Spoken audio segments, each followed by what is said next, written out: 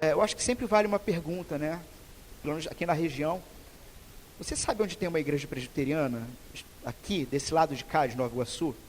E naturalmente a pessoa vai dizer, não, não sei. Porque não tinha, né? E aí você vai dizer, bom, então eu vou dizer onde tem. E você pode dar o endereço, pode se apresentar, de repente bater um papo ali, enfim. Não perca a oportunidade, tá bom? E agora então, com uma caixa de Bíblia, né? Dá para a gente pensar em alguma coisa com mais intenção ainda. Irmãos, segunda carta do apóstolo Paulo aos Coríntios, capítulo 2. Nós vamos fechar hoje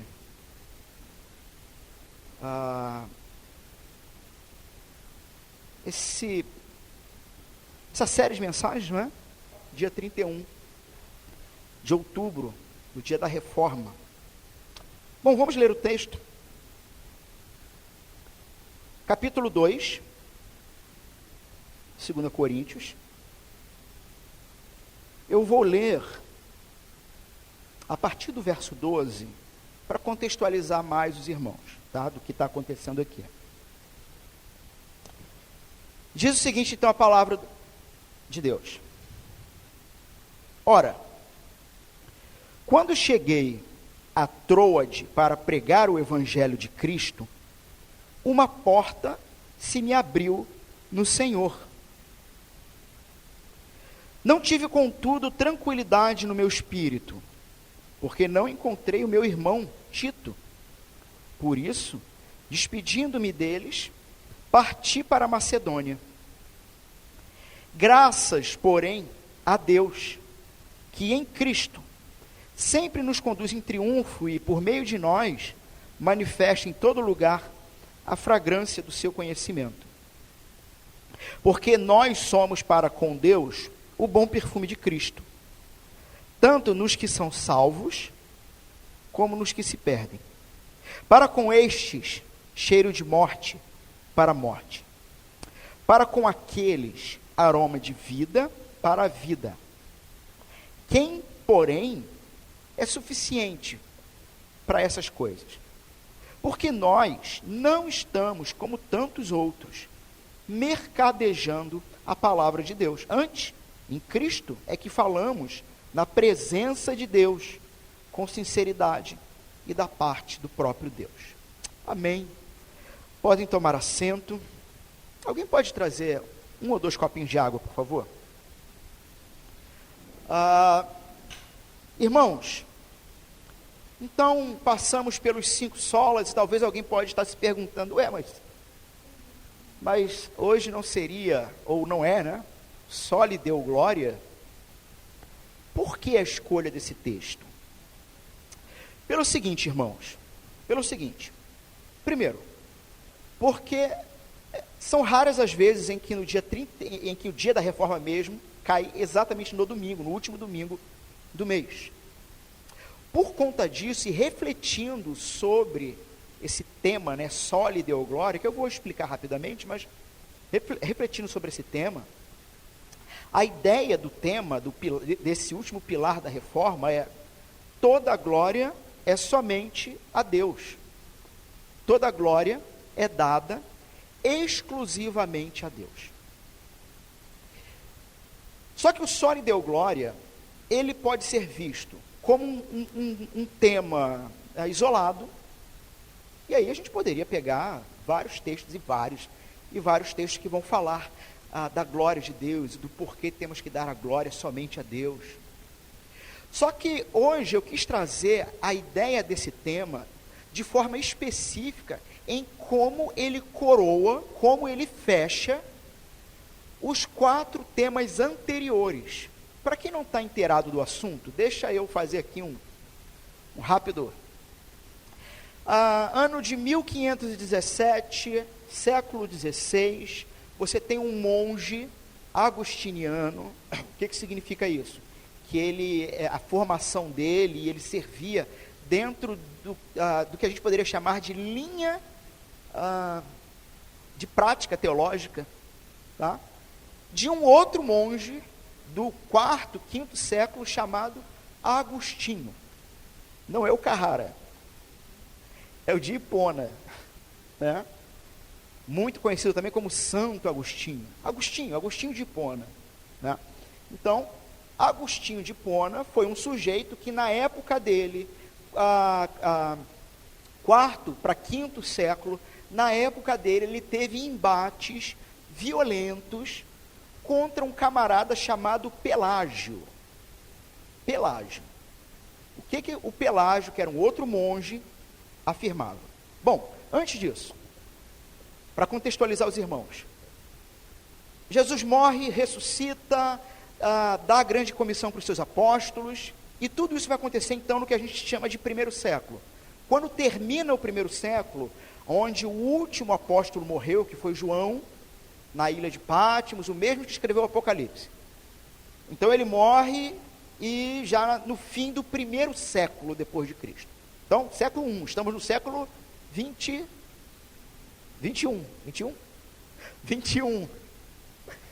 Então, no primeiro século, acabou o primeiro século. Isso é para ver como é que está minha... Irmãos, esse final de semana foi pesado, né? Foi conferência em São Cristóvão, sexta, sábado, ontem, hoje de manhã pregando. Foi pesado. Então, primeiro século, morreu os últimos apóstolos e começam então os pais da igreja. Quem são os pais da igreja? Os discípulos dos apóstolos. Então, e aquela coisa, um discipula o outro, que discipula o outro. Não tenha dúvida, se hoje você tem fé no Senhor Jesus Cristo, é porque a tua fé está completamente conectada ao que foi passado até nós, e veio então de irmão em irmão, e vai se conectar então até os apóstolos. Bom? Então, entre o segundo e o quarto século, a igreja, que só havia uma igreja, né? Até então perseguida pelos judeus, depois vai ser perseguida pelos romanos, e no determinado momento, um imperador romano, ele diz, não vamos perseguir mais esse grupo não. Eu até sou simpático a esse grupo, que é o Constantino. Eu sou até simpático. Alguns dizem que Constantino decretou a religião cristã como a oficial do império, mas ele não fez isso. Quem vai fazer isso vai ser um outro imperador depois. O que o Constantino fez foi, não persigam mais, muito pelo contrário, agora eu sou um deles. Mas não diz, agora essa é a religião única. Não aconteceu isso. Bom? Muito bem. Então você tem aí um período aí de 3 séculos, aproximadamente, depois da morte do último apóstolo, onde a igreja, ela vai cada vez mais se moldando ao sistema político da época, romano, e se moldando ao mundo. Porque, preste atenção, se o rei é crente, me parece que se eu for crente eu ganho benefícios, não é?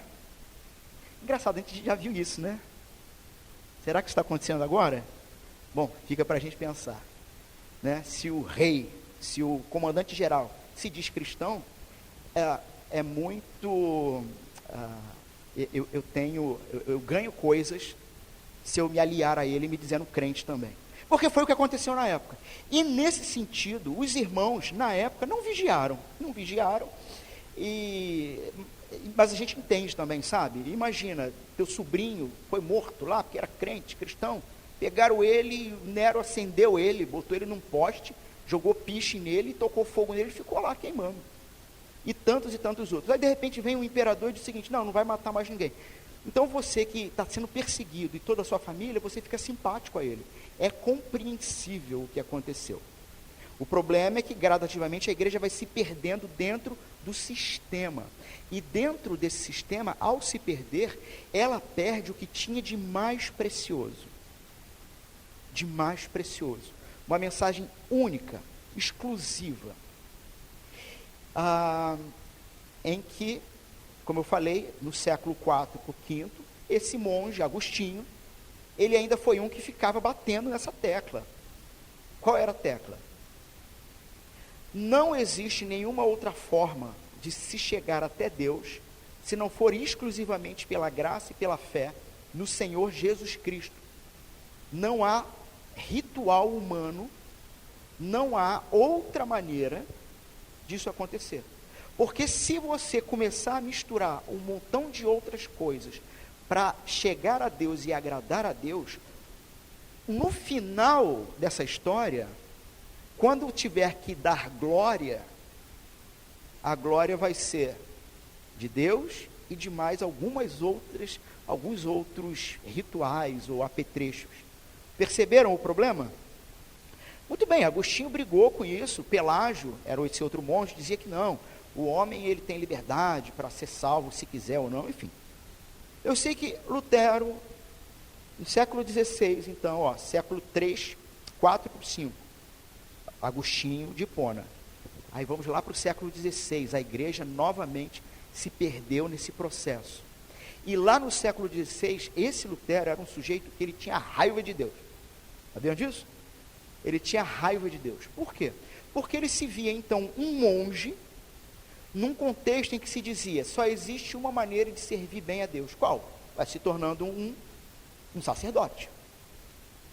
Então, se você se tornar um sacerdote, você vai ser o melhor dos homens no sentido de estar servindo a Deus. E o cara, ele vai se tornar sacerdote e tudo mais, mas ele olhava para dentro de si o tempo todo e dizia, não é suficiente, esse Deus é muito carrasco, porque ele fica exigindo coisas que eu não tenho a menor condição de cumprir. E tome penitência, e tome confissão, e tome fazer as coisas. E ele não tinha paz. Não tinha paz. Chegou ao ponto em que o monsenhor ali do monastério, irmãos, é cansaço, do monastério, que era o confessor de Lutero, depois de uma confissão de Lutero, chamou Lutero no canto e falou, meu filho, olha só, faz o seguinte, vai pecar, porque tu não tem nada para confessar, e fica aqui me perturbando todo dia, 3, 4 vezes ao dia. Porque Lutero não tinha paz no coração, porque o que a igreja na época propunha para que houvesse perdão de pecados era, faça um monte de rituais, ou cumpra algumas regras, as penitências e tudo mais, enfim, irmãos, isso aqui é um resumo medíocre mesmo da história, é só para que os irmãos entendam como chegamos aos 5 solas da reforma, né?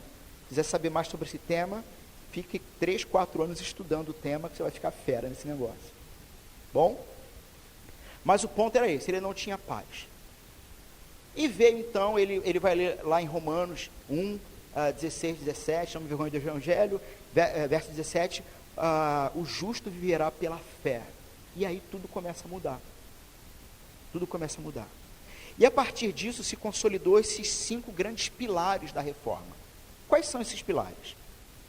Somente a Escritura é o fundamento da fé cristã.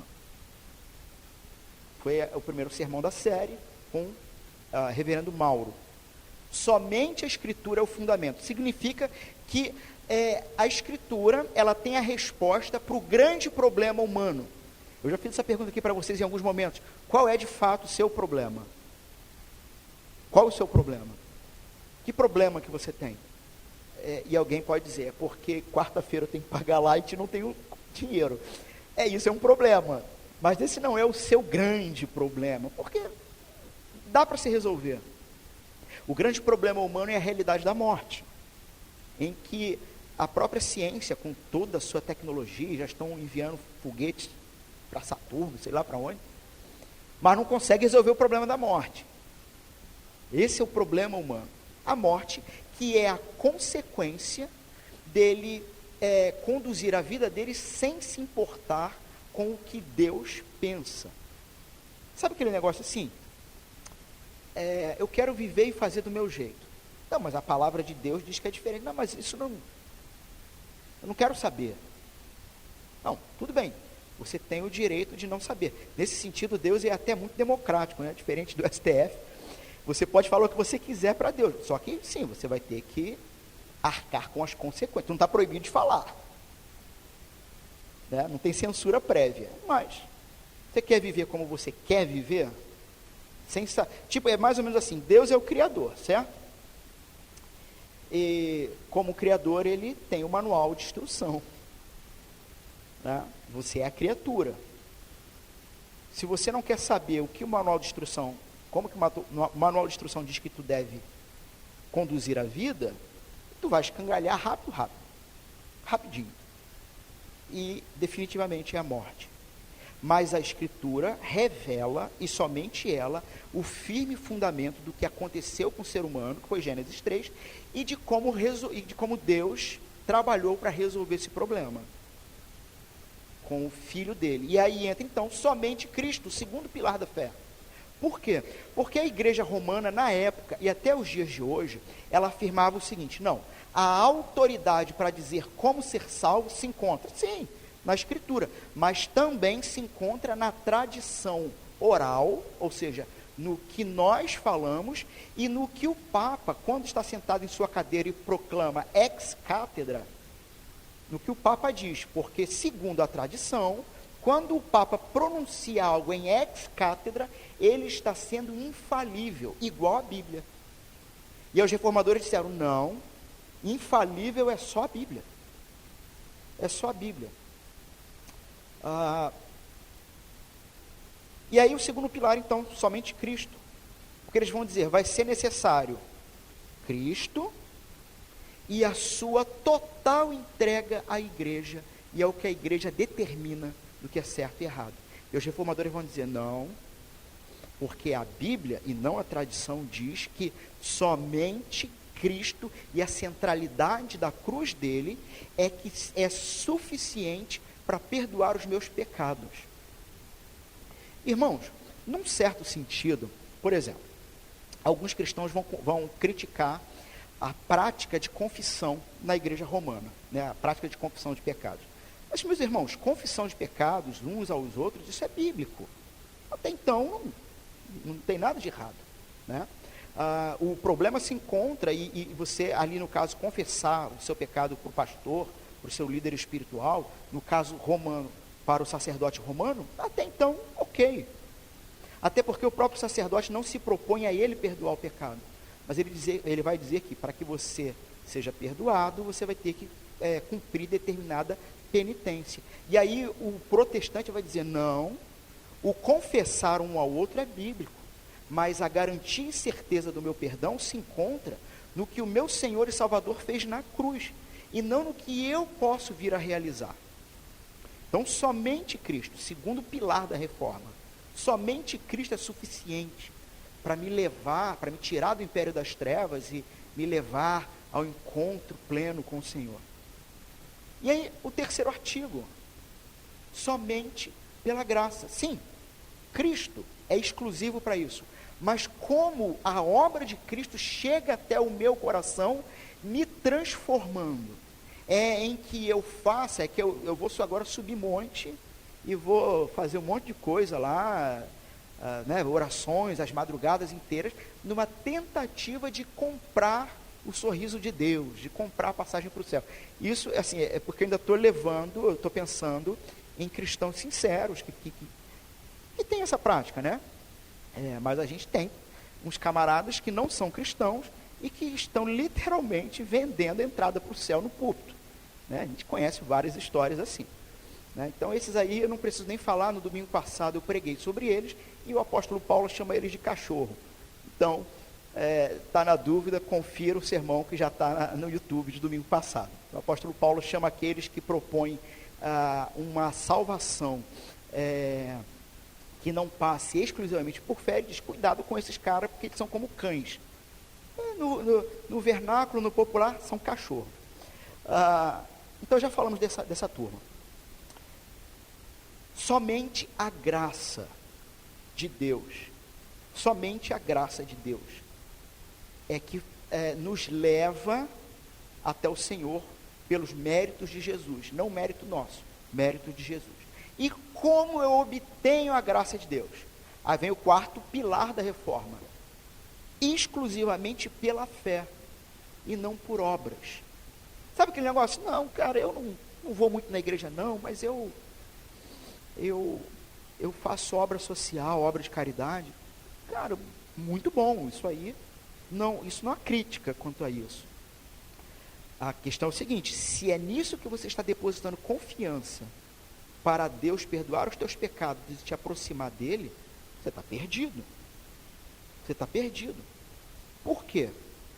Porque se esse tipo de obra, trabalho social, ajuda ao outro, ou qualquer coisa parecida, devolver o troco errado para o trocador, se esse tipo de coisa te justificasse para a salvação, a gente poderia, se fosse possível, pegar uma máquina do tempo, voltar lá diante da cruz e perguntar para Jesus: Senhor, por que você se meteu nessa enrascada aí? Eu podia ter resolvido sozinho, era só eu ser bom. Só que isso não é uma realidade, isso não é possível. Então, somente a graça, somente a fé. Irmãos, percebem que todos esses 4 pilares vão desembocar a um único objetivo? Por que é importante conhecermos o Evangelho e termos plena convicção e depósito de confiança no Evangelho de Jesus? Porque se nós abandonarmos qualquer um desses pilares, consequentemente abandonaremos o Evangelho, no final, o produto final não vai ser glória somente para Deus. Vai ser glória para Deus e um pouquinho para mim, porque eu ajudei um pouquinho. Porque eu dei uma mãozinha para Deus. O mais corajoso, talvez, se colocaria diante de Deus, pós-morte, e olharia para ele e diria assim: sem mim, nada podeis fazer. Por quê? Porque se fosse possível chegar a Deus, que não fosse exclusivamente por Cristo, sua obra, exclusivamente, então, no final a glória não seria exclusivamente de Deus. Irmãos, essa introdução longa foi para situar os irmãos do que está acontecendo. E o que está acontecendo então, e o que está acontecendo aqui no texto de Paulo aos Coríntios, é que ele vai usar uma figura aqui para falar do Evangelho e para falar como que o Evangelho nos leva a glorificar a Deus o tempo inteiro, porque o Evangelho coloca o ser humano no seu devido lugar. Por isso, inclusive, que o Evangelho ele é tão odiado quando você, de fato, prega-o, sabe? Quando você o expõe, de fato, ele é odiado em muitos lugares, porque o Evangelho humilha o ser humano. Mas humilha como? Provando por A mais B que nós somos miseráveis pecadores, necessitados constantemente da graça de Deus, e que por nossas próprias mãos ou nossas próprias obras, não temos condições de fazer nada pela nossa salvação. É necessário fé, unicamente no Senhor Jesus, e a partir disso, conduzir a vida por essa fé. Irmãos, o apóstolo Paulo aqui em 2 Coríntios, ele está numa seguinte situação. Ele tinha prometido aos irmãos dessa igreja, os irmãos, creio que alguns conhecem a história da igreja, uma igreja muito complicada, das mais complicadas, que o apóstolo Paulo teve que cuidar, mas também das mais amadas. O apóstolo Paulo, ele teve um problema com os irmãos de Corinto, os irmãos questionaram ele, maltrataram ele, enfim, ele fez uma visita à igreja de Corinto, saiu de lá com problema. No fim das contas, entre essa primeira carta e essa segunda carta, no fim das contas ele escreveu uma outra carta, então haveria uma carta do meio, tá? Que não chegou até nós, aprove ao Senhor Deus, que não chegasse até nós, essa carta do meio. Era uma carta em que ele buscava novamente o arrependimento dos irmãos de Corinto e reconciliação. E o que ele combinou com o Tito, verso 13. O que ele combinou com o Tito? Eu estava aqui entre Tito e Timóteo. O que ele combinou? Tito, olha só, a gente está com um problema, você vai pegar essa carta aqui que eu estou escrevendo, leva lá para eles, e nós vamos marcar dia e hora, um determinado período do tempo, onde nós vamos nos encontrar na cidade de Troade.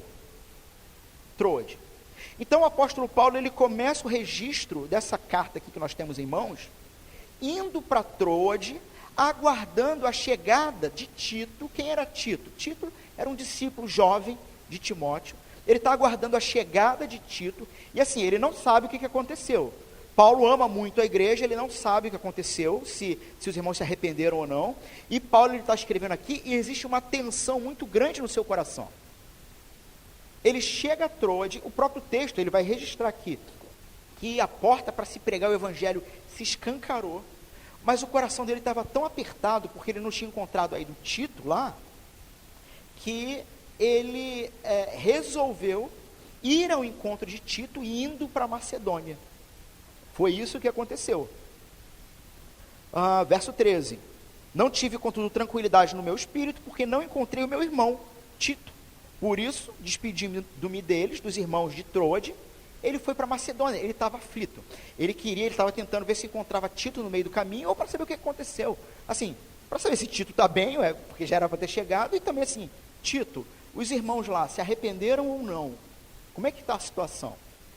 E nós vamos ter a resposta dessa situação aqui, lá no capítulo 7. Depois, em casa, você pode ler a partir do verso 5 do capítulo 7, é quando Paulo vai encontrar Tito, e Tito vai trazer boas notícias, a igreja se arrependeu, e Paulo fecha a segunda carta, então, de Coríntios, a partir dessa resposta de Tito, e com outras orientações também.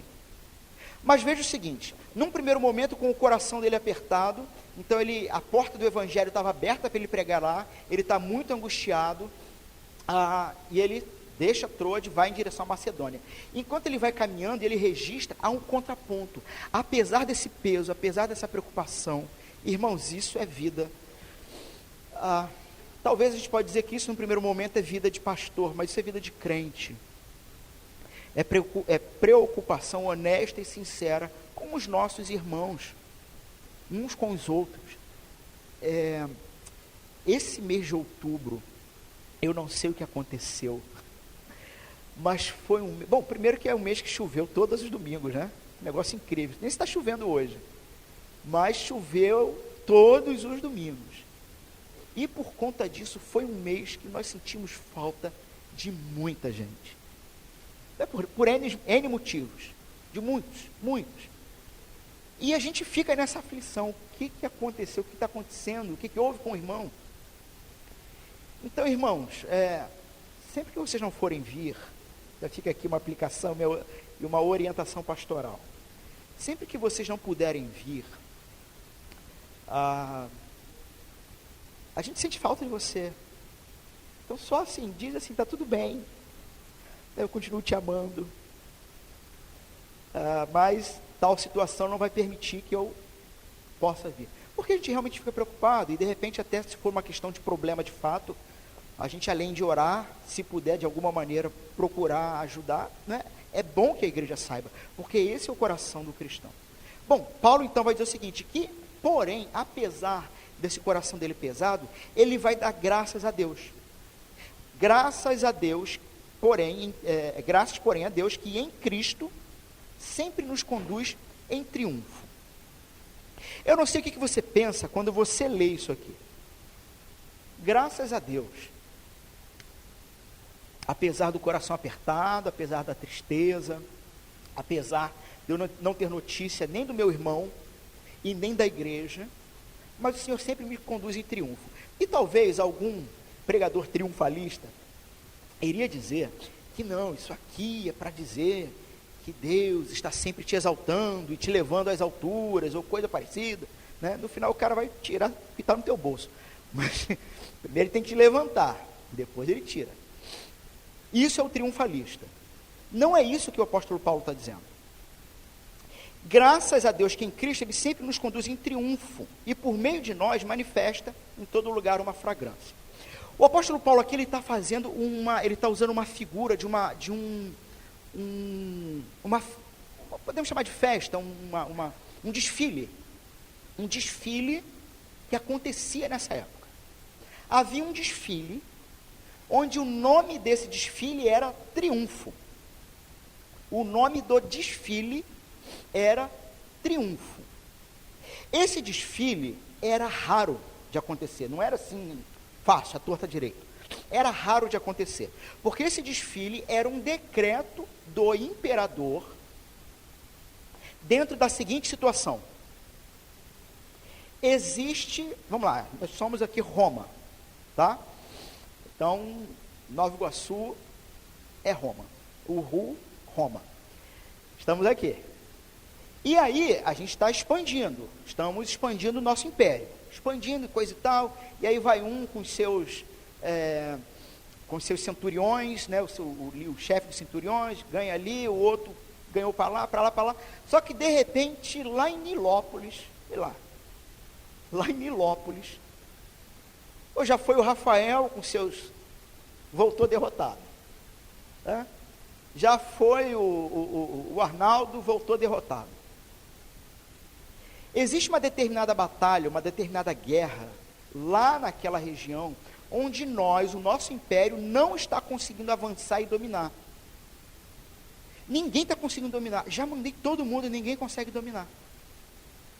E aí, um determinado capitão, seja quem for, né? Mas um determinado capitão, ele consegue entrar na região e dominar. Venceu. Ele venceu uma batalha que ninguém conseguia vencer aquela batalha e dominar a região. Foi vencido, acabou. Como prêmio para esse capitão, general, era um general. Como prêmio para esse general, o imperador lá de Roma decretava o triunfo. Ele vai ganhar um triunfo. O que era o triunfo? Ele vinha desfilando lá da onde aconteceu o problema, porque assim, o império está dominando, então tudo agora é Roma, e eles estão vindo para a capital. Ele vai vir desfilando. E como é que era esse desfile? Esse general, vocês lembram quando... Eu só lembro de 94, eu sei que o Brasil também ganhou a Copa em 98, não sei porque eu só lembro de 94. Mas eu me lembro de 94, deve ter acontecido a mesma coisa em 98. Eu me lembro de 94, que teve aquela carreata do time em cima do carro de bombeiro. Não tem esse negócio? Teve aquilo lá, né? Quando o pessoal ganhava. Era aquilo, é mais ou menos a pompa, né, da coisa, é aquilo. Todo mundo, então você tinha as estradas principais de Roma, todo mundo em volta, tudo preparado para o triunfo, todas as nações que já tinham sido dominadas ali, outros que ainda iriam ser dominados, tinham conhecimento do triunfo, que aquilo estava acontecendo, e aí eles iam desfilando até chegar em Roma. E como que era o modus operandi da coisa? Esse general ia num grande carro pomposo, né? E à frente dele iam os espólios de guerra, tudo que eles usou, ouro, as peças, né, de preciosas e tudo mais. Então aquilo ia sendo exposto como resultado da batalha dele. Os soldados, tudo com ele também caminhando, né, alguns a cavalo, outros a pé, mas todo mundo ali. Os espólios sendo expostos. Ao redor, à frente, você tinha... Esse ritual, ele tinha um cunho político, mas ele também tinha um cunho religioso. Você tinha os coroinhas, você tinha os incensários. Então você tinha aquele pessoal que vinha com o incensário mesmo e espalhando uma determinada fragrância, enquanto percorria todo esse caminho até chegar em Roma. Então eles iam lá com aquele cheiro sendo espalhado. Então na frente, os animais, o que foi dominado. E atrás vinha acorrentado ao carro do general os soldados inimigos, vencidos, os que foram vencidos. E alguém poderia então dizer o seguinte: bom, se Paulo está usando essa figura, ele está dando graças a Deus, significa então que Paulo é esse general, né? Está ali, recebendo o triunfo. Mas na verdade nessa figura, e na construção do texto grego, o que se percebe é que de maneira nenhuma Paulo poderia ser a figura que se encontra no carro de homenagem. Quem está sendo homenageado na figura de Paulo, porque venceu uma batalha que ninguém poderia vencer, foi aquele que experimentou e pelejou com a morte, especificamente com a morte, mas que 3 dias depois levantou dos mortos, provando que ele venceu a morte e que ele agora era o Senhor da própria morte. Quem está na figura de Paulo sendo homenageado, de fato, é o Cristo. E quem é Paulo, assim como todos os cristãos? Somos aqueles que tínhamos os nossos corações autocentrados, amantes de nós mesmos, cheios de razão pessoal. Irmãos, olhe um instante para dentro do seu coração e seja honesto. Se Jesus não fosse capaz o suficiente de quebrar o seu coração e fazer com que você reconhecesse seus erros e pecados, você sozinho faria isso? Então me parece que Jesus venceu uma batalha que ninguém podia vencer. O seu próprio coração. Nós somos os espólios derrotados, levados como exposição pública, o produto da batalha de Jesus, o produto da batalha do grande general. Quem é o produto da batalha do grande general? Aqueles que agora desfilam por todo o reino do imperador, Deus, desfilam todo o reino do imperador, sendo conduzidos por Cristo, que é esse general, conduzidos por ele, acorrentados e mostrando para todo mundo: veja o que ele foi capaz de fazer. Ninguém mais faria. Ele fez.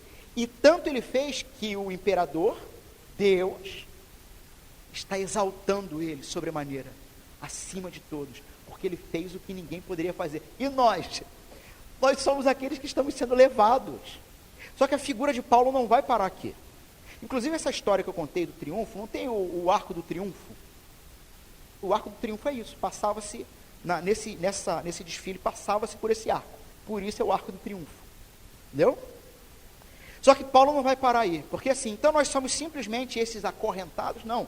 Paulo ele vai desenvolver a figura, porque o objetivo dele, o objetivo da vida de Paulo, e esse tem que ser o objetivo então do cristão, é em tudo de fato percebermos que somente Deus é merecedor de toda a nossa devoção e toda a nossa glória, todo o nosso louvor. Nós somos apenas conduzidos por Deus, porque é Deus que fez absolutamente tudo, tudo. E aí ele vai dizer o seguinte: bom, ele nos conduz em triunfo, como exposição pública, como prova de que o que ele fez deu resultado. E o que é resultado? E qual é o resultado? Não sou mais escravo da carne, do mundo e do diabo, mas agora sou servo de um outro Senhor. Quem? Este que me venceu. De uma maneira talvez poética e bonita: esse que me conquistou, esse que cativou meu coração e me atraiu para si. Sou servo dele. E Paulo vai dizer que nesse processo desse desfile, por meio de nós, que estamos sendo essa manifestação pública, então, ele manifesta em todo lugar, e aí parece que agora ele muda de figura. Ele vai usar a ideia da fragrância, do cheiro. Em todo lugar nós manifestamos a fragrância do seu conhecimento. Conhecimento de quê? De que de fato esse Senhor, esse general do Senhor, aqui o próprio Cristo, ele venceu, ganhou o triunfo, está sendo exaltado acima de tudo e de todos. E nesse ritual que Paulo usou como figura, você tem lá, eu falei dos incensários, né? Você tem aquele cheiro, aquele aroma característico que vai se espalhando por todo o ambiente enquanto passa o triunfo. Então, vamos supor, uma mega multidão, tá? E aí está eu e o Zaqueu, tentando ver. Quem não pegou a referência, Zaqueu é o baixinho que subiu na árvore. Tá bom? Porque a gente é baixinho e não consegue ver o que está acontecendo. Está passando lá a carreata lá da principal. Tá bom? Não sei, é muita gente, eu não sei.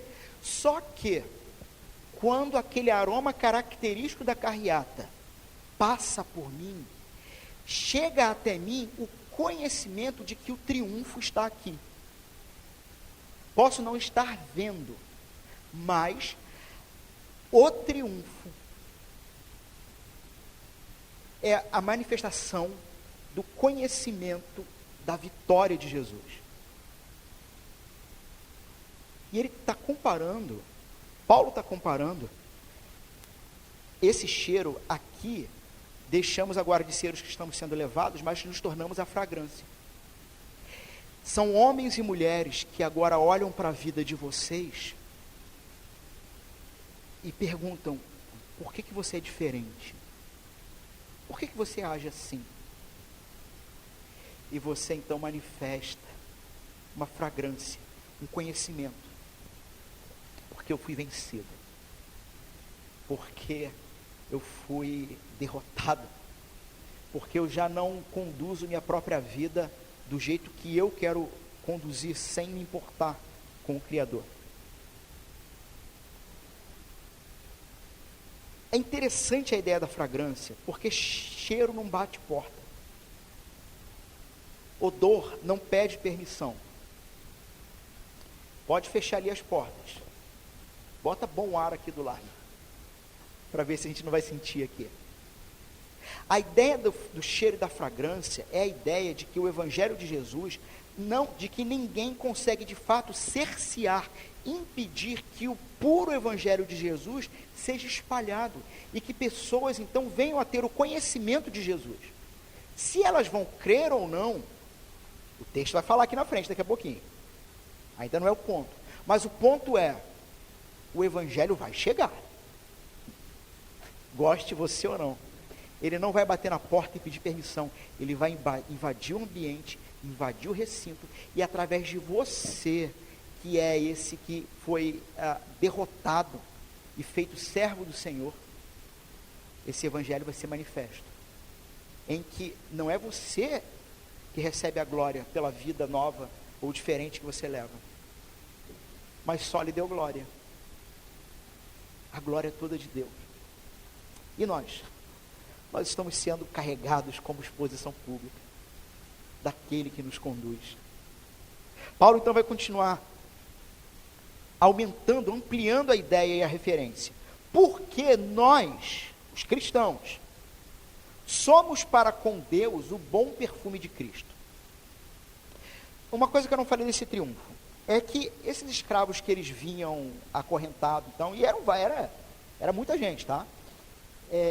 Que vinham vencidos e sendo expostos publicamente, eles iam caminhando até Roma, tá? E quando chegava diante do imperador, o general, junto ao imperador, decidiam quem vivia e quem morria. Eles decidiam isso. Então, apesar de você estar sendo levado exposto nessa figura, necessariamente, você podia morrer ou não. Você não sabia ainda o que ia acontecer. Você não sabia. Bom, então ele vai dizer que nós somos para com Deus o bom perfume de Cristo. O bom aroma de Cristo. A ideia aqui, meus irmãos, é o seguinte. Imagine um pai que é cego, tá? E ele tem o seu filho. E o seu filho já tem, 15, 16 anos. A ideia é que esse menino, ele de repente está com 4, 5 coleguinhas brincando, amiguinho, né? Correndo, passa pela sala correndo e tal. A ideia é que o cheiro do filho é característico. Então assim, passou 4, 5 moleque. O pai, pelo cheiro, sabe quem que é o filho dele. O que o texto está dizendo é que nós, uma vez que éramos inimigos de Deus, escravos da carne, do mundo e do diabo, não éramos filhos de Deus, mas satisfazíamos as vontades do diabo, que é o pai de todo aquele que não está seguro em Cristo. Isso não sou eu quem digo, é o apóstolo João em uma de suas cartas. Uma vez que você foi vencido, está sendo conduzido por Cristo, você está sendo conduzido por Ele, o Pai, ao se aproximar de você, Ele não sente mais o seu cheiro. O cheiro do seu pecado não incomoda mais o Pai. O cheiro do seu pecado não faz com que o Pai tenha asco de você e queira te punir, e queira te maltratar. O cheiro do seu pecado está completamente anulado porque o cheiro do filho está sobre você. Então, quando ele se aproxima de você, o que ele sente é cheiro de filho. E quando ele sente o doce aroma do filho, o que o pai quer fazer com você é te dar um abraço. E definitivamente ficar claro, você de fato é meu filho amado. Porque você é amado como o filho unigênito. O mesmo que o pai declarou publicamente: este é meu filho amado, em quem eu tenho todo prazer. Você consegue se perceber a partir do evangelho da graça, perceber essa realidade em você? Que diante do pai, quando ele se aproxima de você e sente o seu aroma, a declaração que sai da boca dele é: você é um ser do qual eu me deleito. Eu tenho prazer em você. E você pergunta: mas pastor, como que isso é possível se eu ainda peco? Irmãos, nós temos esse problema muito sério, que não vai ser resolvido definitivamente aqui. É só novo céu e nova, definitivamente novo céu e nova terra. Só que Jesus Cristo, com o que ele realizou na cruz por nós, já nos garante a partir daqui para sempre, onde todo o nosso pecado foi punido nele. Pensa nisso, punido. Às vezes nós pecamos e nos encolhemos e ficamos aguardando a punição do Pai. O Senhor vai fazer eu perder meu emprego, sei lá, vai fazer bater o carro. Ficamos aguardando a punição de Deus. Só que Deus está dizendo: meu filho, qualquer nota promissória que eu tinha contra a tua vida pelos teus pecados, tu quer saber onde está? Ele te apontaria a cruz e diria: está ali, pregada. Quem pregou o que eu tinha contra você na cruz? Seria o pai dizendo: foi o meu filho, te fazendo agora meu filho também. Paulo está dizendo então isso. Somos para com Deus esse bom perfume. Agora vem talvez a parte polêmica. Nós somos para com Deus o bom perfume, tanto nos que são salvos, como nos que se perdem. Como assim? Do que ele está falando? E aí ele continua, verso 16: para com estes, cheiro de morte para a morte. Estes quem? Os que se perdem. Cheiro de morte para a morte. Para com aqueles, aroma de vida para a vida. O que Paulo está... Como é que ele está usando? Ele está na figura do triunfo ainda. Como é que ele está usando e do que ele está falando aqui? Ele está dizendo o seguinte: nós, ao mesmo tempo, manifestamos o conhecimento da vitória de Cristo. Porque se Cristo não fosse vitorioso na cruz, você não estava com prazer hoje aqui. Não estaria. Não estaria. O fato de você ter prazer no ambiente de culto, de estar com irmãos, de cantar louvores, de orar, de ser exposto à palavra, o fato de que isso te traz alegria, te traz prazer, o fato de que você aguarda esse momento, já é um resultado de Cristo agindo na sua vida. E assim, não se engane se você achava que era porque você estava ficando uma pessoa legal. Tá, não. Se Jesus tirar a mão, meu irmão, tu faz do Hitler uma freira. Hitler vira um coroinha perto do que nós seríamos capazes de fazer se fosse nos dada a liberdade de fazer tudo o que quiséssemos sem nenhum tipo de punição ou de temor a Deus, né? Então, nós somos a manifestação pública de que a obra de Jesus, de fato, nesse sentido, meus irmãos, eu não sei se os irmãos, espero que me entendam, nesse sentido, a fé cristã, ela é pragmática. O que significa? Por que eu creio nela? Porque de fato ela funciona. Ela é pragmática. Ela tem resultado. A fé cristã vem de uma causa, que é o próprio Cristo, e ela apresenta um produto final, um resultado do trabalho dele, de exposição pública. Mas ao mesmo tempo que manifestamos esse conhecimento e anunciamos esse conhecimento, o que Paulo está dizendo é que você divide a humanidade em dois polos, duas etapas aí, ou duas classes de humanidade, né? E não são burguesia e o outro lá. Esqueci o nome, cansado. Não é isso. Não é isso. Paulo está dizendo, e outra coisa que Paulo também não está dizendo, Paulo não está dizendo assim, existem dois cheiros diferentes, um cheiro de morte e um cheiro de vida. E aí, para alguns, chega um cheiro de vida, e aí o cara vive. Para outros, chega um cheiro de morte, e aí o cara vai morrer. Não.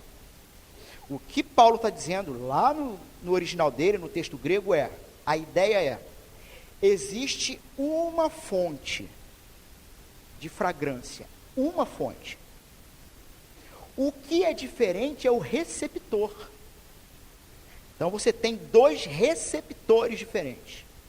Só que esses receptores, eles estão anulados, eles não estão, não se sabe. Não sabe quem é quem. Você não sabe quem é quem. Quando a manifestação do conhecimento de Cristo, o anúncio desse evangelho, como um odor que não pede licença, ele se manifesta no ambiente, revelando o conhecimento de Cristo, este odor, este conhecimento, vai tocar nos receptores. Então tocou nos receptores. No receptor que entende esse conhecimento como vida, não é que ele entende, é aquilo. Eu não tenho o que inventar, é só ler o texto. Para com esse cheiro de vida para a vida. Para com aqueles, né? O receptor revela vida. É o sujeito que ouve a palavra do Evangelho, percebe que ele necessita de redenção, ele necessita de perdão, ele não é autossuficiente, ele não é capaz de ter controle sobre a própria vida, ele não é capaz de ter pleno controle se ao dormir hoje, enquanto dorme, um microvaso sanguíneo não vai estourar em seu cérebro e ele vai amanhecer morto ou paralisado. É aquele que chegou à plena conclusão da necessidade de reconciliação com um Deus santo que mantém a vida. Então, esse conhecimento se revela como vida, e como vida, o leva para a vida. Em contrapartida, o outro receptor, e aqui para usar os termos bíblicos, também, não estão aqui nesse texto, mas essa é a ideia. O que recebe o cheiro de vida para a vida, é aquele que foi eleito por Deus para tal coisa. É aquele que antes da fundação do mundo, Deus o predestinou para ser como filho amado. Só que ele está apagado, você não sabe quem é quem. Só tem um jeito de saber, só tem um jeito de acender o receptor, para ver se é luz verde ou vermelha. Vermelha é ruim, é um negócio meio, não é muito bom não. Então, o receptor está apagado. O evangelho, acende a luz. O eleito, ele percebe a sua mesquinhez e é levado ao arrependimento, se entregando à condução do triunfo de Deus. O não eleito, ele ouve o evangelho e ele diz o seguinte: esses caras são doidos, o pessoal é maluco, eles ficam aí perdendo tempo, nada disso faz o menor sentido, muito pelo contrário, eu acho que eu vou me sentir escravizado se eu tiver que virar crente, porque a mensagem do evangelho nele acendeu a luz vermelha, indicando morte. Então são dois receptores que respondem ao mesmo chamado, à mesma fragrância. Talvez a grande pergunta que possa nascer na mente de um ou outro é: tá, mas como é que eu sei quem é quem? Como é que eu sei quem é quem? Irmãos, antes de procurar saber quem é quem, tem que saber quem é você, eu. Depois você vai procurar saber quem é quem. Mas o primeiro desafio é se perguntar onde você se enquadra dentro desse processo.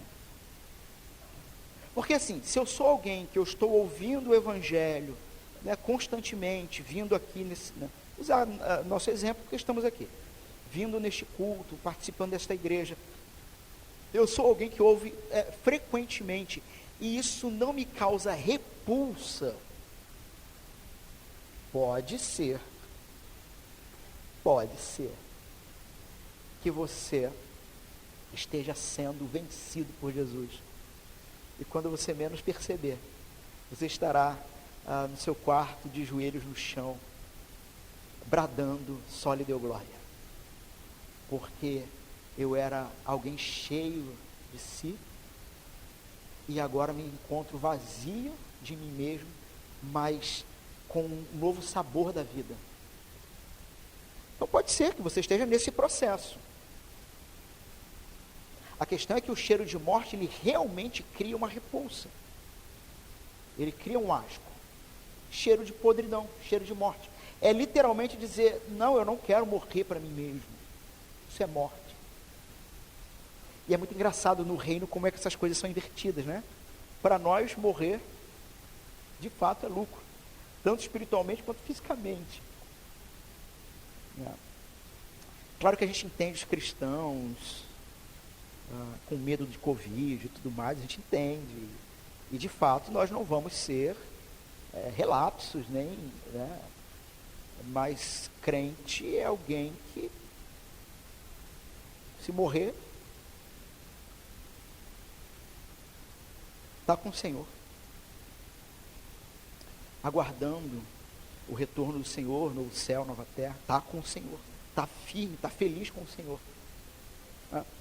Paulo continua então: quem é suficiente para tudo isso? Ou seja, quem seria capaz de gerar e de criar tudo isso? Ninguém, somente Jesus.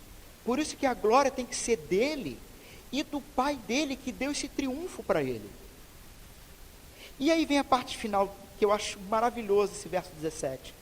Ele vai dizer o seguinte: porque nós quem? Nós que estamos sendo levados cativos pelo Senhor, nós que fomos vencidos por essa grande batalha e perdemos, né? Nós que somos talvez a figura perfeita de Jacó, né? Que luta com o Senhor e sai ferido, mas com a vida nova, sai manco, mas recebe um outro nome. Nós somos então esses que manifestam essa vitória de Deus. Então nós, verso 17, não estamos como tantos outros, mercadejando a palavra de Deus. O apóstolo Paulo está usando um termo que ele era utilizado na sua época para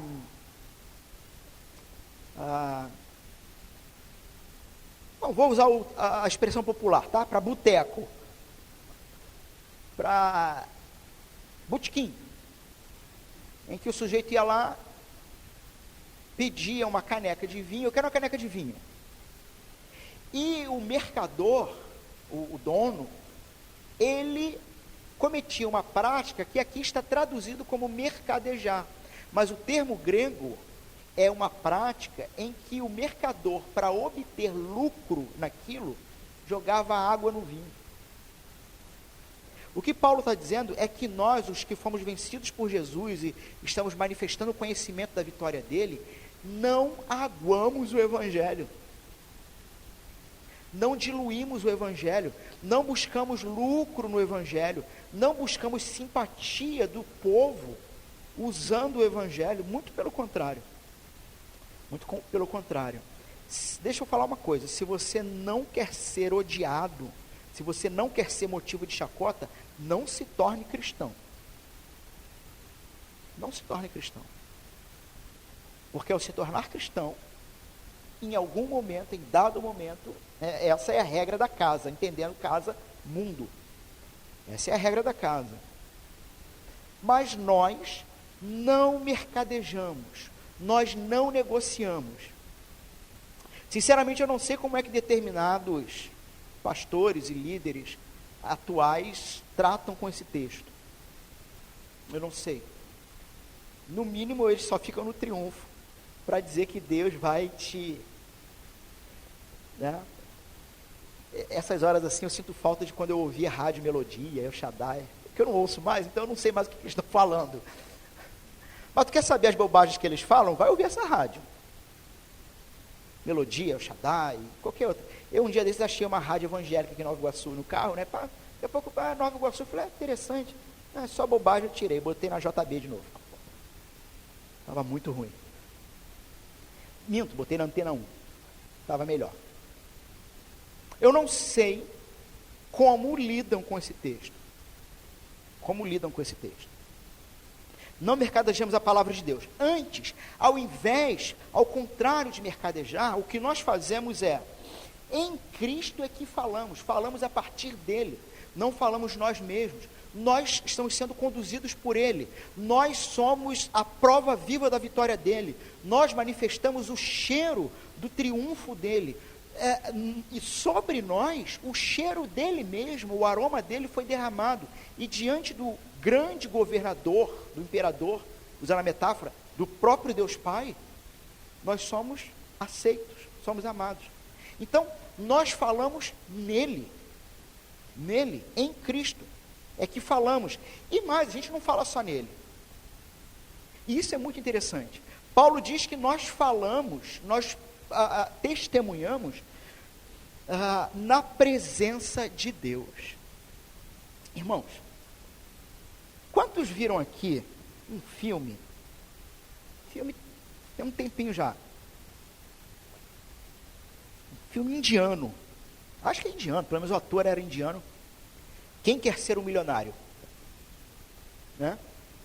Aí no Brasil virou Show do Milhão. Mas qual é a ideia? Qual é a ideia? Me parece que até o Luciano Huck fez algo parecido, né? Tinha um negócio de perguntas que valia dinheiro. Qual é a ideia de que nós, ao invés de aguarmos o Evangelho, ao invés de aguarmos a própria vida, ao invés de diluirmos a própria vida, mas vivemos fielmente até o fim, de acordo com aquele que nos conduz. Ao invés disso, nós falamos em Cristo, e a ideia de falamos na presença de Deus, é uma ideia assim. E isso, quando eu li isso, eu achei isso espetacular. É assim, você está conduzindo sua vida, sabendo que você está sendo conduzido, na verdade, por Cristo na vida, né? Logo, importa a posição dele, a opinião dele sobre o que você faz ou deixa de fazer. E, além de estar conduzindo a própria vida, vira e mexe, você está dando testemunho, de uma forma ou de outra.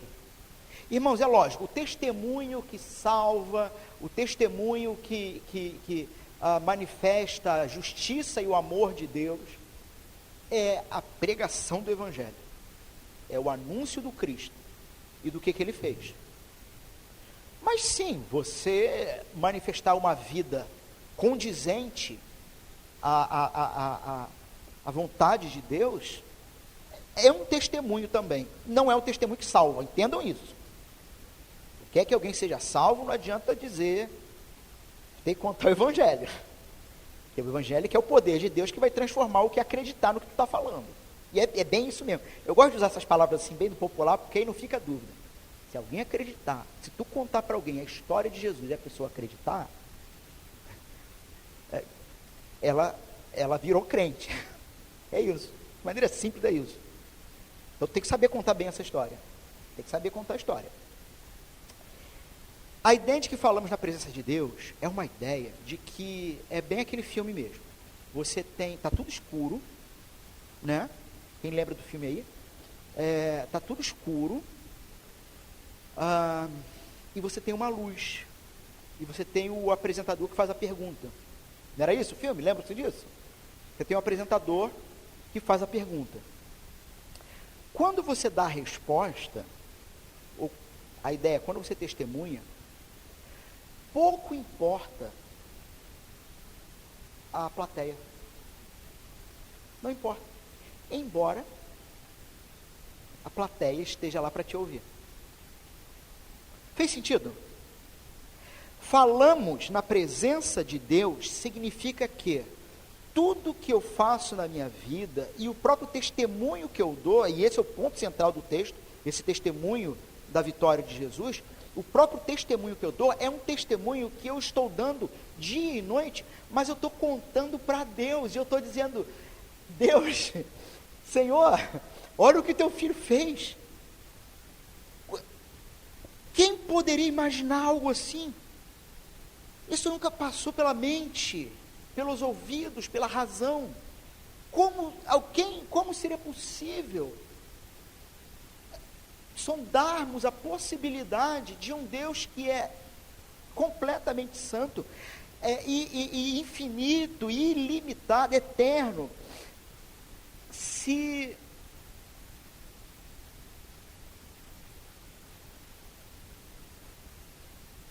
inibir, na falta de uma palavra aqui que não está me vindo, mas se limitar a um corpo,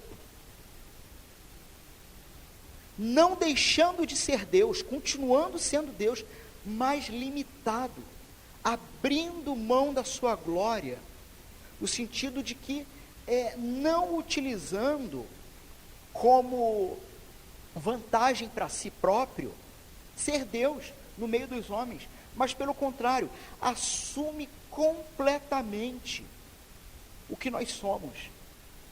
E diferente de nós que não anda confiando exclusivamente em Deus, o Cristo é aquele que abre mão de toda a sua característica pessoal, divina, e é conduzido durante toda a sua vida pelo Santo Espírito de Deus, em plena comunhão com o Pai, diferente da gente. Essa é a única diferença, e por que essa diferença? É porque ele não tinha pecado, por isso. Então, quando nós estamos testemunhando, é essa a ideia, é assim, nós estamos o tempo todo diante de Deus, e glorificando a Ele, e testemunhando, contando para Ele, e por acaso você tem uma plateia em volta, e essa plateia em volta, quando ouvir você testemunhando diante de Deus, e por isso é muito sério ser cristão, é essa realidade, de que eu estou continuamente falando em Cristo diante de Deus, e por acaso tem um monte de gente observando, e o próprio Deus vai usar você como parceiro do projeto de expansão do reino dele. Ele vai te dar esse privilégio, em que o teu testemunho para ele, faz com que pessoas que estejam ao seu redor ouçam, e de repente, porque estavam mortas em delitos e pecados, o Espírito Santo vem, pega essa mensagem do Evangelho, como um formão e uma marreta, aponta no centro do coração do pecador, e dá a marretada, e nova criatura começa a nascer a partir daí. Isso é falar diante de Deus, isso é viver diante de Deus. Irmãos, eu sei que num certo sentido, talvez possa assustar, mas cá para nós, é bom demais isso. Saber o quanto que a gente está diante de Deus, testemunhando e anunciando o tempo todo, e somos aceitos, chamados de filhos. Falamos na presença de Deus com sinceridade, e da parte do próprio Deus. Então essa é a ideia. Por isso, meus irmãos, que eu falei que a briga, vamos usar esse termo, a briga que teve no século XVI de Lutero, os reformadores e a Igreja Católica Romana, era em cima de um ponto exclusivo, o que os teólogos chamam de um nome difícil, chamado soteriologia, doutrina da soteriologia. O que é isso? Sopa? Não. Soteriologia é a doutrina da salvação. Da salvação. Então, como é que eu faço para ser salvo? Eu tenho que obedecer às regras da igreja? Não. De nenhuma. Nenhuma. Para ser salvo? Não. Não. O que as igrejas terão como regras, serão, sim, regras bíblicas, para te ajudar a te conduzir numa vida de santidade e piedade depois da conversão. Mas para ser salvo, para se converter, eu tenho que seguir as regras da igreja, do pastor, do bispo, do padre, do pai de santo, do Buda? Não, de nenhum desses. De nenhum desses. Eu só vou saber como ser salvo através da revelação especial de Deus, a Escritura.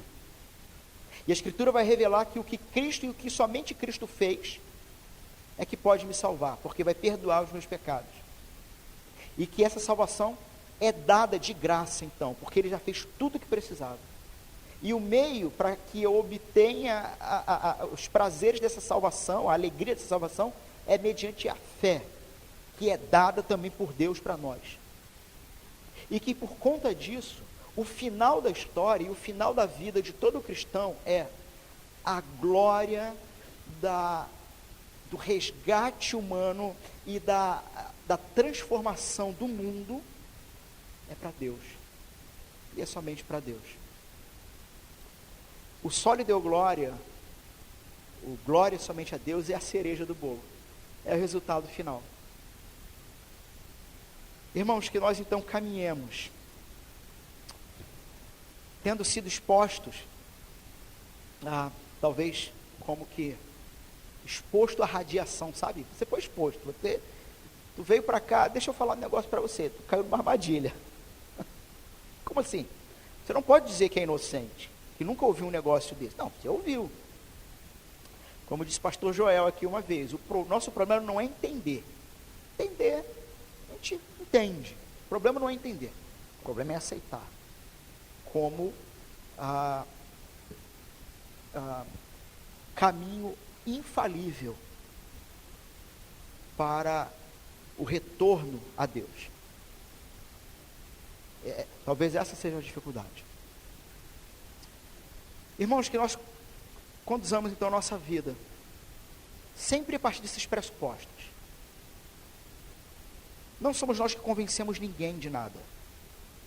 Nós anunciamos o conhecimento. Deus tem os receptores.